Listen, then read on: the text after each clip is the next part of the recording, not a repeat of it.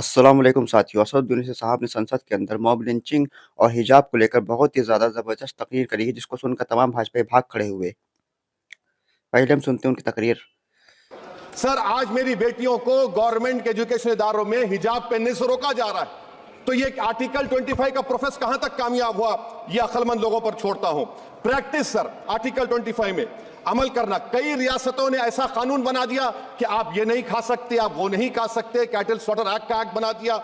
आप बताइए कि हरियाणा, राजस्थान में पुलिस के अख्तियारात गौरक्षक को दे दिए और उन अख्तियारात का बेजा इस्तेमाल मॉब लिंचिंग में हुआ। किसका हुआ? एक लड़का था साबिर मलिक, बंगाल का, मार के पीट कर मार दिया गया। क्यों? क्योंकि उसने बीफ खाया, बाद में मालूम हुआ नहीं खाया। जुनैद और नसीर को गाटमीका के थे, उनको जिंदा जला दिया गया। सर, फिर प्रोपगेट, आप ये आर्टिकल 25 का थर्ड सेक्शन प्रोपगेट। आज आप देख रहे हैं कि मुझसे पूछा जा रहा है कि 500 साल पहले तुम्हारी मस्जिद थी, नहीं थी। ख्वाजा अजमेरी की दरगाह कह रहे नहीं है। अरे सर, अगर मैं इस पार्लियामेंट में खोद दूं, इसमें गड़ा कर दूं, तो खाने जहां का हिस्सा मिलेगा तो मेरी हो जाएगी ये? आप बताइए। अब आप देखिए ये प्रोपोगेट क्या हो रहा है। अच्छा, जो तब्दीली मजहब का कानून, तब्दीली मजहब, मैं तब्दील मजहब नहीं कर सकता, सरकार से पूछना पड़ेगा मुझे अपना मजहब बदलने के लिए। अगर अंबेडकर आज जिंदा होते तो बाबा साहब को भी कहते कि आप जाकर परमिशन लो, तब मजहब बदलना पड़ेगा आपको।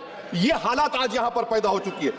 सुना साथियों, आपने किस तरह से बैरिस्टर असदुद्दीन साहब ने अपनी तकरीर में साफ-साफ कहा है कि हमारी बच्चियाँ जो हैं, उनको जो गवर्नमेंट जो स्कूल है, उसके अंदर हिजाब पहनने से रोकने की कोशिश करी जा रही है और साथ ही साथ हमारे बच्चों को परीक्षा में बैठने के लिए भी रोका जाता है। साथ ही साथ बैरिस्टर ओवैसी साहब ने मॉब लिंचिंग को लेकर भी बड़ा बयान दिया और साथ ही साथ कहा है कि जो गौरक्षक हैं, उनको हरियाणा और राजस्थान के अंदर पुलिस के बराबर का राइट दिया हुआ है, उनको पुलिस के बराबर का जो इक़्तिदार दिया हुआ है, वो लोग मॉब लिंचिंग्स कर रहे हैं। साथ ही साथ राजस्थान और हरियाणा के अंदर कई मुसलमान नौजवानों की मॉब लिंचिंग्स इनके द्वारा करी गई है, गोरक्षकों के द्वारा। साथ ही साथ कुछ नाम लेकर भी बैरिस्टर साहब ने बताया है कि इन लोगों की मॉब लिंचिंग्स करी गई है, हालाँकि अब तक इनको इंसाफ नहीं मिला है। साथ ही साथ जिन लोगों ने भी मॉब लिंचिंग करी है, उन पे कोई बड़ी कार्रवाई नहीं हुई है अब तक।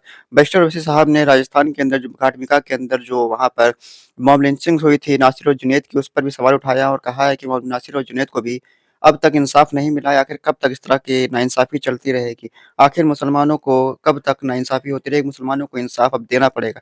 साथ ही साथ बैरिस्टर ओवैसी साहब ने मुसलमानों को आरक्षण के लिए लेकर भी बहुत ही बड़ा बयान दिया और साथ ही साथ कहा है कि मुसलमानों के साथ नाइंसाफ़ी करी जा रही है, मुसलमानों को भी आरक्षण मिलना चाहिए, मुसलमान भी आरक्षण के हकदार हैं, क्योंकि मुसलमान सबसे ज़्यादा पिछड़ा हुआ है हिंदुस्तान के अंदर, इसलिए मुसलमानों को ख़ास तौर से आरक्षण देना चाहिए। साथ ही साथ बैरिस्टर ओवैसी साहब ने मुसलमानों को साजिशों के तहत हरवाया जा रहा है, मुसलमानों की जो सीटें हैं उनको डिवाइड कर मुस्लिम बाहुल से बहुसंख्यक बाहुल बनाने की कोशिश करी जा रही है, उन पर मुसलमानों का वो जा रहे हैं, ज़्यादा से ज़्यादा मुसलमान चुनाव न जीत कर आ पाएँ, साजिशें चल रही हैं, इस पर भी बैरिस्टर ओवैसी साहब ने अपना बयान दिया है।